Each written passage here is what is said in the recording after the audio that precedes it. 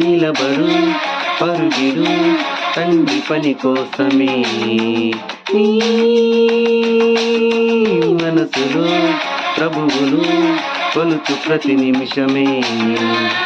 సంగయించు జ్ఞానమంతా సంచరించు లోకమంతా నిన్ను ఆపు శక్తి కలదా లోకమందున నీకు తోడు నీడలాగా తండ్రి ఆత్మనివ్వలేదా తిరిగి ఆత్మ